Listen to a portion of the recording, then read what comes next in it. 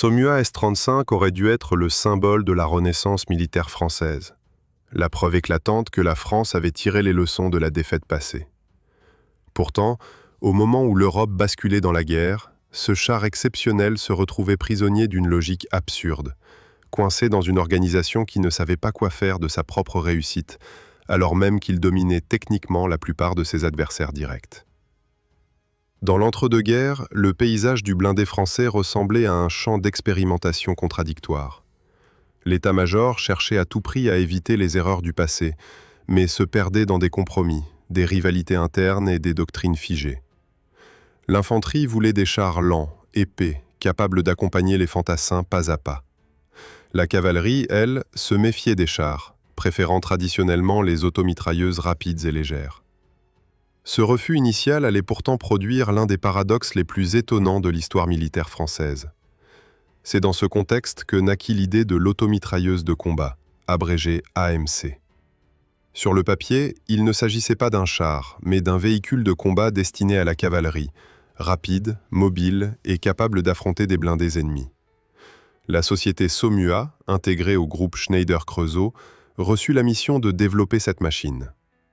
Les premiers projets restaient encore proches du concept de l'automitrailleuse, mais très vite, les exigences explosèrent. Le poids augmenta, l'armement se renforça, la protection devint comparable à celle d'un char moyen. Sans l'avouer clairement, la cavalerie était en train de créer un char. Le projet évolua rapidement. Ce qui devait être un véhicule léger se transforma en une machine approchant les 20 tonnes. Le résultat final, adopté sous la désignation officielle d'automitrailleuse de combat modèle 1935S, était tout sauf une simple automitrailleuse. Avec une vitesse moyenne de 30 km/h sur route, une silhouette compacte et une protection frontale impressionnante pour l'époque, le futur Saumua S-35 dépassait largement les standards français existants. À la fin de l'année 1935, la décision était prise de lancer la production en série. L'optimisme régnait alors dans les rangs de la cavalerie. Les plans prévoyaient l'achat de 600 véhicules afin d'équiper 3 divisions légères mécaniques à raison de 200 chars chacune. Ce chiffre n'était pas un fantasme, mais le reflet d'une ambition nouvelle, celle de disposer enfin de formations blindées capables de manœuvrer et de combattre de façon autonome. Très vite, cependant, la réalité industrielle rattrapa les rêves. Saumua ne pouvait pas soutenir un tel rythme de production. Les chaînes étaient complexes, les composants coûteux, et certains éléments clés dépendaient de fournisseurs incapables de suivre la cadence. L'état-major dut revoir ses ambitions à la baisse. Les divisions légères mécaniques seraient désormais équipées d'un mélange de Saumua S-35 et de Hotchkiss H-35, partageant ainsi le fardeau de la production et de la logistique. Le premier contrat, signé au printemps 1936, portait sur 50 chars. Les premiers exemplaires sortirent de l'usine durant l'été, mais ils révélèrent immédiatement un autre problème majeur. Le châssis était prêt, fiable et performant, mais les tourelles et l'armement accusaient un retard critique. Les premiers véhicules reçurent une solution provisoire, rapidement jugée insuffisante. La tourelle se révéla trop étroite, limitant l'efficacité du chef de char déjà surchargé de tâches. Une version améliorée fut alors développée, avec un diamètre de tourelle élargi et des dispositifs d'observation revus. Elle permit enfin l'installation du canon de 47 mm SA-35, une arme redoutable capable de percer la plupart des blindages adverses de l'époque. Mais là encore, les retards s'accumulèrent. La production du canon ne démarra réellement qu'au début de l'année 1937, ralentissant l'ensemble du programme. Pendant ce temps, le prix du Saumua S-35 faisait grincer des dents. Près d'1 million de francs par véhicule, soit bien plus que les chars légers d'infanterie et nettement au-dessus de la moyenne.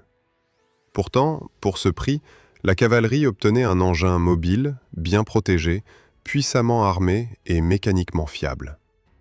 Comparé au Renault R35 ou même au char D2, le Saumua apparaissait comme un bond technologique. Sans le savoir, la France venait de mettre en service le meilleur char dont elle disposait à la veille de la guerre. Mais ce char n'était ni produit en nombre suffisant, ni intégré dans une doctrine claire, ni placé au cœur de la stratégie nationale. Il était prêt à combattre, alors que le système qui l'entourait ne l'était pas encore. La montée en puissance du programme Saumua S-35 ne s'est pas faite dans l'enthousiasme triomphal que l'on aurait pu attendre d'un tel succès technique. À mesure que les commandes augmentaient, les fragilités structurelles de l'industrie française apparaissaient au grand jour. Chaque nouveau contrat révélait moins une victoire qu'un combat permanent contre le temps, les pénuries et les limites d'un système industriel mal préparé à une guerre moderne. À partir de l'année 1937, la situation internationale se dégrada rapidement. Les signaux venus d'Europe centrale ne laissaient plus beaucoup de place au doute. L'armée française découvrit brutalement qu'elle ne disposait ni du volume, ni de la souplesse nécessaire pour affronter un conflit de grande ampleur. Dans ce contexte, le Saumua S-35 devint une priorité stratégique, presque une obsession. Les commandes furent augmentées, parfois sans que l'on sache comment les honorer concrètement. Un nouveau contrat portant sur 100 véhicules fut signé, suivi peu après d'un autre encore plus ambitieux.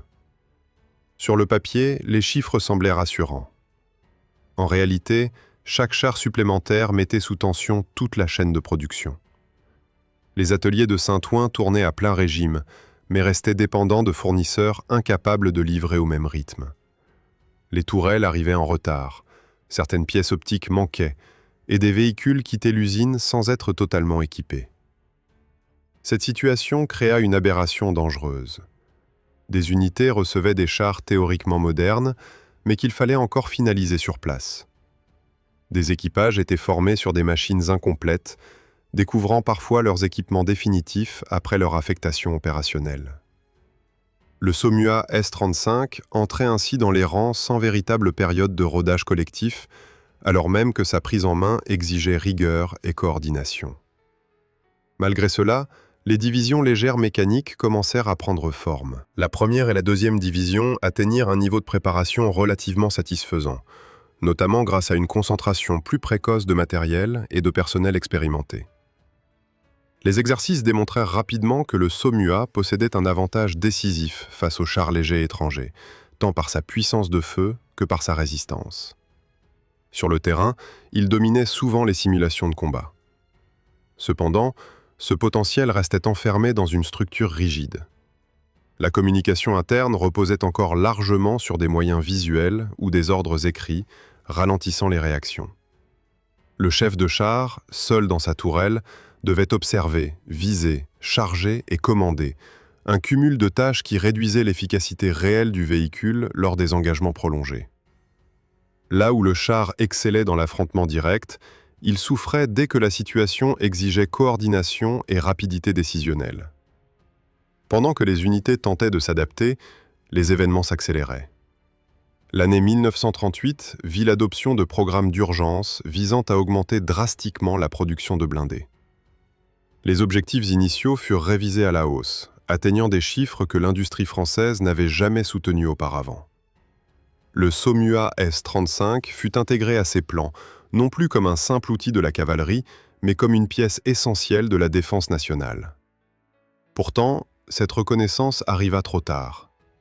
Les délais cumulés, les compromis techniques et l'absence d'une vision unifiée empêchèrent toute montée en puissance décisive avant l'entrée en guerre. Lorsque les derniers lots quittèrent l'usine au début de l'année 1940, ils furent immédiatement dirigés vers des unités en cours de formation, privées du temps nécessaire pour assimiler leur matériel. Ainsi, au moment où la France se retrouvait face à l'inévitable, le Saumua S-35 existait dans un état paradoxal. Il était reconnu comme un char supérieur, recherché, attendu, mais constamment rattrapé par des urgences qui l'empêchaient d'être utilisé à pleine capacité.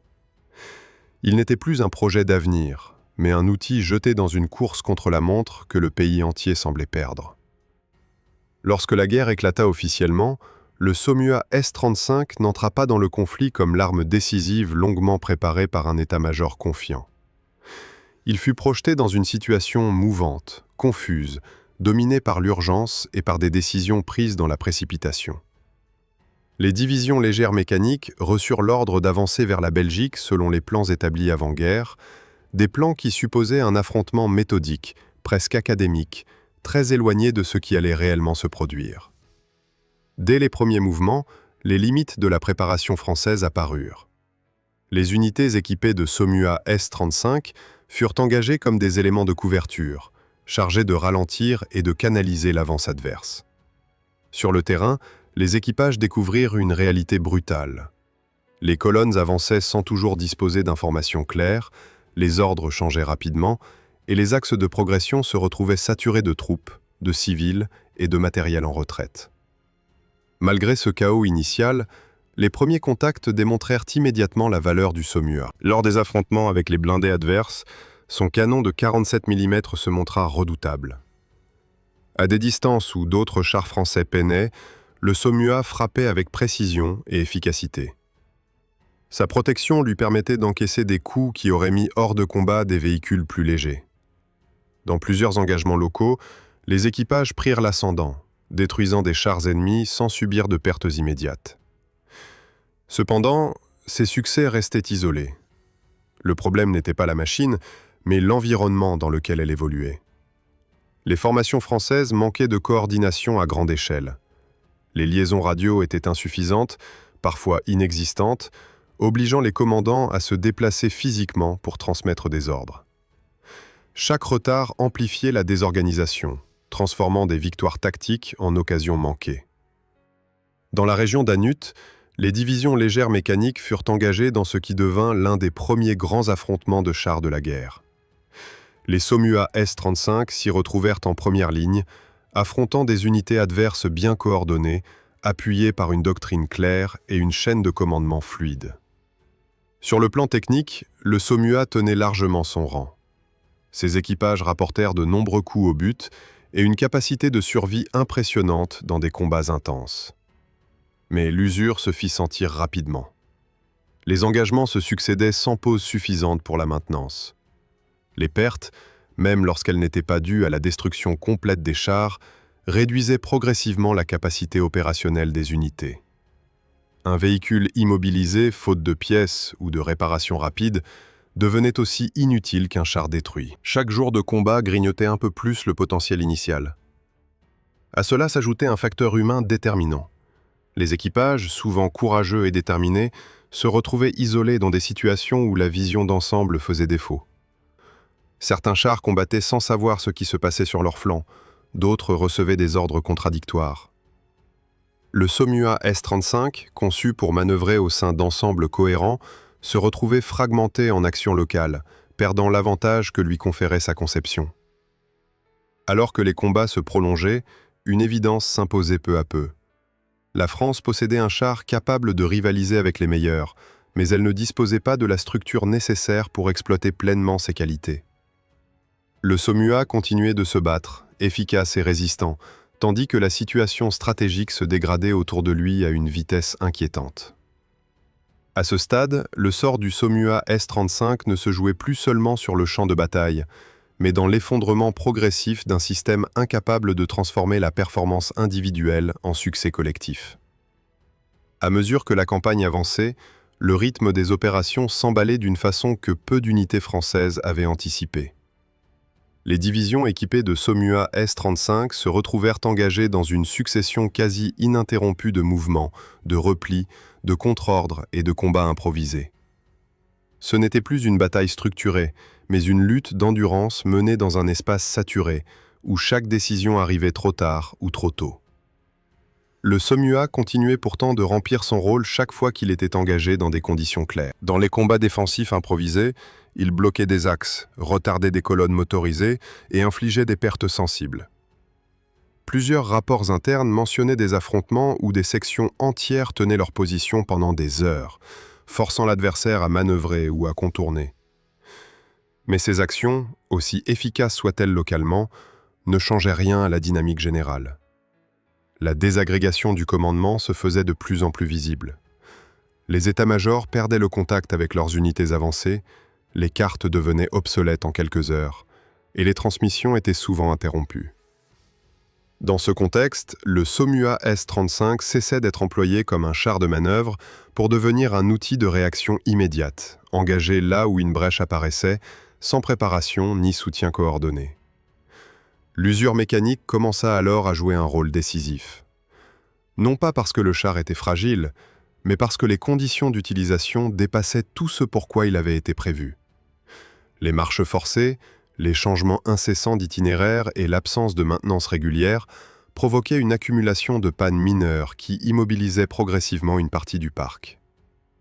Chaque char abandonné pour une défaillance technique réduisait encore la capacité de combat des unités. Parallèlement, la pression aérienne accentuait le sentiment d'encerclement permanent. Les mouvements de jour devenaient risqués, forçant les colonnes blindées à avancer par à-coups, souvent de nuit, sans reconnaissance adéquate. Le Saumua S-35, pourtant bien protégé pour son époque, n'était pas conçu pour évoluer sous une menace constante venue du ciel, ce qui limitait encore son emploi offensif. Dans plusieurs secteurs, des contre-attaques furent néanmoins lancées avec les moyens disponibles. Là encore, le Saumua démontra sa supériorité dans l'engagement direct. Ses équipages parvinrent à repousser des éléments ennemis, parfois à reprendre temporairement des positions clés. Mais ces succès restaient sans lendemain. L'absence de réserve et la désorganisation générale empêchaient toute exploitation durable. Un autre phénomène apparut alors, plus insidieux. Les pertes humaines, même lorsqu'elles n'étaient pas massives, déséquilibraient les équipages. Remplacer un chef de char expérimenté ou un conducteur aguerri en pleine campagne relevait de l'impossible. Les nouveaux arrivants découvraient leur machine en situation de crise, sans formation complète, ce qui réduisait mécaniquement l'efficacité globale du char, pourtant inchangée. Progressivement, les unités de Saumua S-35 se retrouvèrent dispersées, absorbées dans des formations hétérogènes, employées pour colmater des brèches plutôt que pour imposer un rythme. Le char, conçu pour agir en force cohérente, était dilué dans une stratégie de survie. Il continuait de se battre, toujours redoutable dans l'affrontement immédiat, mais privé de l'impact stratégique qu'il aurait pu avoir dans un cadre différent. À ce stade de la campagne, il devenait évident que le sort du Saumua S-35 était désormais lié non plus à ses performances, mais à l'effondrement accéléré de l'ensemble du dispositif français qui approchait de son point de rupture. À ce moment précis de la campagne, un phénomène moins visible mais tout aussi destructeur apparut au grand jour: la rupture logistique. Les unités de Saumua S-35 ne manquaient pas seulement de temps ou de coordination, elles commencèrent à manquer de tout le reste. Le carburant arrivait de façon irrégulière, les munitions n'étaient plus livrées selon les besoins réels, et les ateliers de réparation de campagne disparaissaient aussi vite que les lignes se repliaient. Des chars parfaitement opérationnels furent parfois laissés à l'arrière faute de carburant disponible au bon moment. D'autres restaient immobilisés en attente d'une pièce simple, devenue introuvable dans le désordre général. Cette situation créa une ironie cruelle. Le Saumua, conçu comme un char mobile et endurant, devenait statique non par faiblesse technique, mais par asphyxie logistique. Dans plusieurs secteurs, les commandants locaux durent prendre des décisions impossibles. Fallait-il engager les derniers chars disponibles pour ralentir l'ennemi, au risque de les perdre définitivement, ou les conserver pour une hypothétique contre-attaque qui n'arrivait jamais? Souvent, la première option s'imposait. Le Saumua S-35 fut alors employé comme un dernier rempart, sacrifié pour gagner quelques heures, parfois seulement quelques minutes. Cette phase de la campagne transforma profondément la perception du char. Il ne représentait plus un outil de manœuvre, mais une ressource rare, presque désespérée. Chaque engagement devenait un pari, chaque sortie un risque calculé dans un environnement où la notion même de front commençait à disparaître. Les équipages savaient que le moindre incident mécanique pouvait signifier l'abandon définitif de leur véhicule. Parallèlement, les tentatives de réorganisation échouaient les unes après les autres. Les regroupements de blindés étaient annoncés puis annulés, les axes de repli changeaient constamment, et les unités se croisaient sans savoir à quelle autorité elles appartenaient encore réellement. Dans ce brouillard opérationnel, le Saumua S-35 continuait d'apparaître comme une solution immédiate à des problèmes structurels qu'il ne pouvait pas résoudre.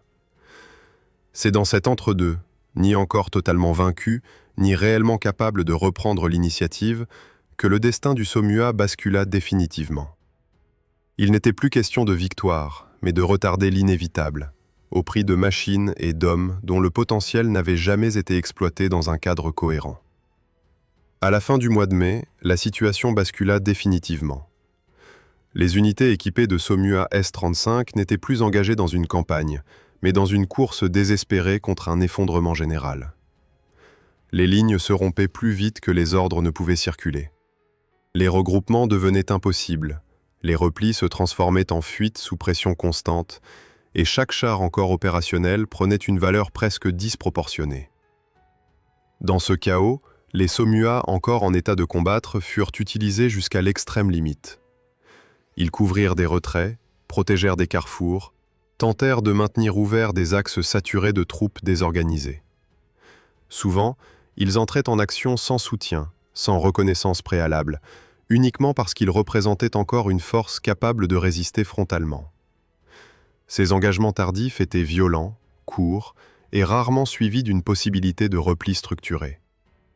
Pendant ce temps, à l'arrière, l'industrie tentait de poursuivre une production devenue presque abstraite. Les chaînes fonctionnaient encore, les ouvriers assemblaient des chars dont la destination finale restait incertaine. Les plans prévoyaient déjà une transition vers un modèle amélioré, le Somua S-40, censé corriger certaines limites connues. Mais ce projet restait théorique. Le temps nécessaire à cette évolution n'existait plus. Lorsque les forces adverses approchèrent des zones industrielles clés, la situation devint irréversible. Les usines, concentrées autour de la région parisienne, se retrouvèrent directement menacées. Les derniers Somua quittèrent les ateliers dans une atmosphère d'urgence absolue, sans cérémonial, sans illusion. Ils furent expédiés vers des unités déjà en train de se disloquer, ou stockées sans réelle perspective d'emploi coordonné. Sur le terrain, les combats des dernières semaines prirent un caractère presque tragique. Des équipages continuaient de se battre avec détermination, conscients que la situation stratégique était perdue, mais refusant d'abandonner leurs machines intactes. Certains chars furent détruits après épuisement des munitions, d'autres immobilisés volontairement pour éviter leur capture. Dans plusieurs cas, des Somua furent sabotés par leurs propres équipages, ultime geste pour empêcher qu'ils ne soient retournés contre ceux qui les avaient conçus. Le contraste était brutal. Quelques mois plus tôt, ces chars représentaient l'espoir d'une cavalerie mécanisée moderne. À présent, ils terminaient leur parcours isolés, dispersés, employés comme des remparts temporaires dans une guerre déjà décidée ailleurs. Leur efficacité individuelle n'était plus en cause, mais elle n'avait plus de cadre pour s'exprimer. Lorsque l'armistice mit fin au combat, l'histoire du Somua S-35 s'arrêta net. Il n'y eut pas de transition maîtrisée, pas de montée en puissance progressive, pas de seconde chance. Sa carrière opérationnelle s'acheva aussi brutalement qu'elle avait commencé, engloutie dans l'effondrement d'un système incapable de soutenir ses propres réussites techniques. Le Somua S-35 ne fut pas vaincu parce qu'il était dépassé. Il disparut parce que la guerre moderne exigeait bien plus qu'un excellent char. Elle exigeait une organisation, une doctrine et un temps que la France n'avait plus. Si cette histoire t'a intéressé, mets un like, écris ton avis en commentaire et abonne-toi pour ne pas manquer les prochaines histoires de blindés et de batailles oubliées.